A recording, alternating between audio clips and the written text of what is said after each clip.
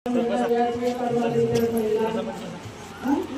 हा जो कार्यक्रम आहे त्याचा जिल्हास्तरीय ओपनिंग काल आदरणीय पालकमंत्री महोदय यांच्या हस्ते झालं।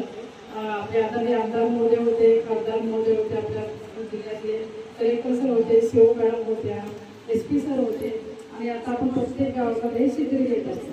थोडक्यामध्ये कसं काय शिबिरामध्ये आपण प्लॅनिंग केले की आपल्या एका उपकेंद्रातले CHO तपासणी करतील, त्यांच्याकडचे 4-5 गावाची तपासणी करतील, त्यातल्या ज्या रेफर आहेत ज्यांना रेफर करायची गरज आहे अशा लोकांची आपण 30 ला करणार आहोत तपासणी। आणि यातून जर 30 ला काय वाटलं एखाद्या पिशवी काढायचं आहे, कॅन्सर आहे, त्याचा आपण JMC नांदेडला DH हॉस्पिटल आणि पावड्या हॉस्पिटल चालू प्रायव्हेट म्हणजे आपण तिथे रेफर करणार आहोत। अशी एक प्रोसेस आहे। त्याच्यामध्ये आपल्याला शासनाने तर खूप चांगला कार्यक्रम घेतलाय।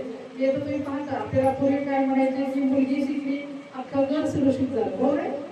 जर आता मुली शिकायला लागल्या कमीत कमी 10-12 लग्न होत नाही। तसं आपण काय होतं तर तुम्ही कामात असतात, रोज आपलं जेवण करणे, मालकाला डबा देणे, मुलाला शाळेत पाठवणे, सासू सासऱ्याला गोळ्या देणे, रुटीन लाईफ असते। कधी आजारी पडला की अख्खं घर आजारी पडतं ना, मग तुम्ही डबा बनवत नाही, सासू सासऱ्याला गोळ्या देत नाही, नवऱ्याला डबा नाही होत, म्हणजे तर आपण काय करतो की जाऊ दे काहीतरी शिल्लक आहे तेच खातो, तपासणी करत नाही आणि शेवटी काय होतं की मोठा आजार होतो आणि आपल्याला कॉम्प्लिकेशन चालू होतात। मग सरकारचं असं मत आहे की शासनाचे की आपल्या महिलांचीच आपण तपासणी करायला हवी। कारण महिला आता मॅडम बघायचं मला कुटुंब आपला पुरुष म्हणतो, पण तो पुरुष कुठं असतो फायनान्शियल म्हणजे आले पैसे खर्च किती झाले काय झाले, बाकीची जबाबदारी महिला सांभाळते ना, तिला सगळं सांभाळते घरातलं आपलं सासू सासरे मुलगा